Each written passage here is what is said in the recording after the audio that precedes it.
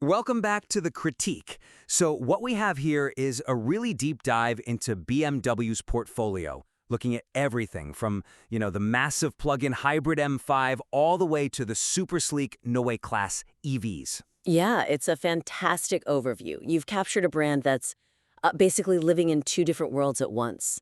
The technical detail is amazing.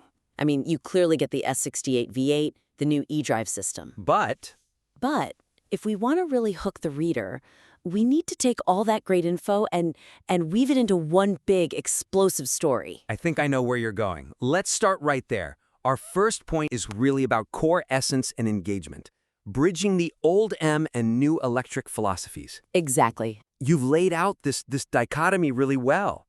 The current performance cars versus the future electric ones. But there's not quite a narrative thread connecting them, exploring that tension for the brand. And that tension is the gold right there. It's the whole story. You contrast the, 5,400-pound M5 Touring, which you said is like wrestling the car through the corners. Yeah, a real beast. With the whole Neue Klasse idea. Total clean sheet design, all about efficiency, minimalism, that 800-volt system. They're presented next to each other, but not really as part of the same strategic journey. Right, so the weakness is that you asked this brilliant question, is the new M5 really an M5? Or is it more of a heavy, M7 luxury barge? But then you sort of leave that hanging. You don't fully explore what that means for BMW's soul, for its identity long term. It feels a bit like two different articles stuck together. I completely agree. So the suggestion is to frame the whole thing as an exploration of BMW's strategic tightrope walk. A tightrope walk. I like that. Yeah.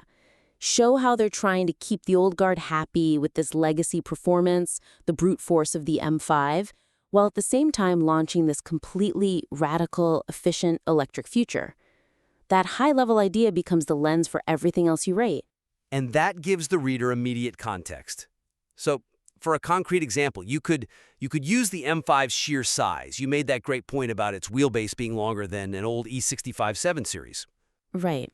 Use that as the starting pistol. This is it. This is the end of that old philosophy of more complexity, more weight. This is peak heavy engineering. And from that peak, you can pivot directly to the future.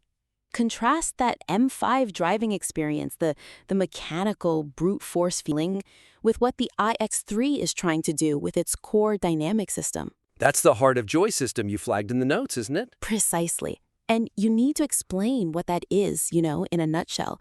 It's a single brain that controls everything related to dynamics, steering, power, suspension, with a 1 millisecond latency. So it's predictive instead of reactive. Exactly. It's digital perfection versus mechanical wrestling.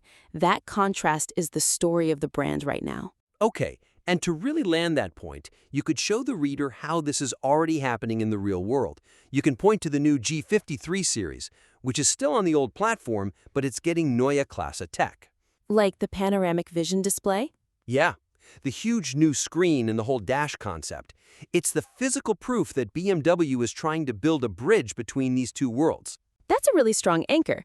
So if the M5 is the last hurrah of this super complex engineering, we have to make sure every technical detail you mentioned proves that all that complexity was actually worth it. Which brings us to our second point, significance and relevance, leveraging technical specifications to bolster high-level arguments. Yes, this is so important. You have these brilliant little technical nuggets, especially about the S68 engine and the new eDrive, but right now they're kind of just listed as features. Not as evidence. Exactly. It's like you've collected all this forensic evidence, but you haven't made the closing argument to the jury yet.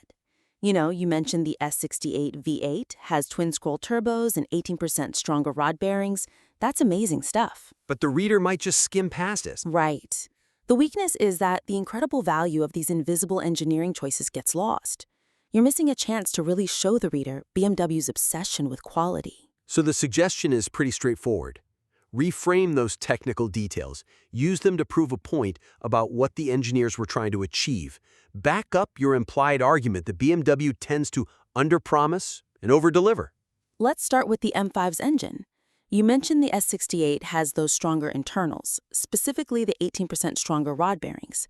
That's not just a spec. It's the whole reason the car performs the way it does. So you connect that engineering fact directly to the dyno results you found. Yes, you link that specific mechanical detail to the real-world numbers showing it makes over 770 horsepower at the crank, way more than the 717 they claim. Suddenly, the fact about the bearings isn't boring, it's the secret to the car's hidden power. And that also helps justify the weight. You're showing the engineering wasn't just for show, it's for headroom they aren't even advertising. You see the exact same opportunity with the plug-in hybrid battery. You note that the whole system is heavy, over 800 pounds? Yeah, it's a huge number. And you also note that there's a big gap between the usable capacity, 14.8 kilowatt hours, and the gross capacity, which is 18. That's a massive buffer. And right now, a reader might just see the weight and think it's a bad compromise. Exactly. The suggestion is to use that 3.2 kilowatt hour buffer as your argument. Explain that it's there to fight battery degradation over the life of the car. It preserves the chemistry, so the intent isn't just power, it's longevity and performance that lasts. So you turn a negative, the weight, into a positive. It's proof of their long-term thinking. Yes, same thing with the iX3. You make this monumental claim. You call it the most important BMW in decades. Which is a big statement. And it needs big evidence to back it up. And you have the evidence in your notes. You just need to put it front and center. Reinforce that claim by pointing directly to the new Gen 6 eDrive system's 800-volt architecture. And its charging speed. What was it, 400 kilowatts? A 400-kilowatt DC fast charging capability, adding 231 miles of range in 10 minutes. That's the ballgame right there. The 800-volt system isn't just a number. It's the reason the iX3 is a game changer. You connect that tech breakthrough directly to your claim about its importance. Okay, that makes sense. Shifting the focus from what the tech is to what it means. That will absolutely elevate the whole piece. Now, let's pivot from the very high-end stuff down to the entry point of the brand. Good idea. Because if the M5 and iX3 are defining the top end, the 2 Series Gran Coupe is defining accessibility. So our final point is about audience alignment and purpose fulfillment, sharpening the value proposition of the entry-level segment. Your analysis of the car is spot on. You detail the front-wheel drive 228i, you note it's the cheapest BMW at just under $40,000, and you rightly say the front-drive version is the obvious choice over spending another $2,000 on xDrive. But then when you compare it to the X1, which is mechanically very similar, the conclusion gets a little, soft. A bit indecisive? A bit, yeah. You basically conclude that the choice is just dynamics versus cargo space. For someone who's looking for real buying advice, that kind of avoids making the hard recommendation they're looking for. It weakens the 2GC's case as the best way into the brand. The weakness is that lack of a strong, confident recommendation.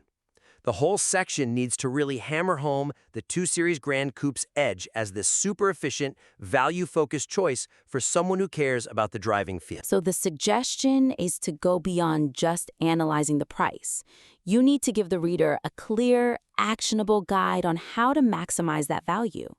Tell them exactly how to option the car to keep that sticker price low and avoid the traps that ruin its whole point. Right. So give them a recipe. For example, explicitly tell them to skip the expensive semi-autonomous packages. The professional package is what, $1,700? And then another $500 for the driver assistance pack? Plus, the premium package is another $1,600. You add those, and suddenly you're deep into X1 territory, and you've erased the 2 Series' unique advantage. So you need to define its competitive advantage much more aggressively. Focus it on two things, efficiency and dynamics. You highlight that incredible 39 mpg on the highway. Which crushes the Audi A3. Yeah, the A3 only gets 34. That's a real, tangible cost saving for the owner year after year. You have to emphasize that. Absolutely. And then for the interior, you guide the reader to the single best bang for your buck upgrade. You point out that the standard tech is already great. You get iDrive 9, Apple CarPlay, all that. So you don't need the expensive packages. You don't, but you suggest adding the $900 M Sport Plus package. Right, for the Alcantara seats. For the Alcantara, it gives you that premium feel, that upscale touch, without blowing up the budget. You're building the perfect spec for them. The 2GC is the winner if you buy it smart. you empower the reader to do just that. This has been a really fascinating look at how complex BMW is right now, from the most intense V8 to their leanest EV. To really maximize the impact of your work, we think you should synthesize everything around 3 key ideas. First, take the story of the M5 and the story of the Neue Klasse and make them one single, powerful narrative about that strategic tightrope walk. Use the heart of joy as that perfect digital counterpoint to the M5's old-school mechanical muscle. Second, don't just list your technical specs. Use them as proof of intent.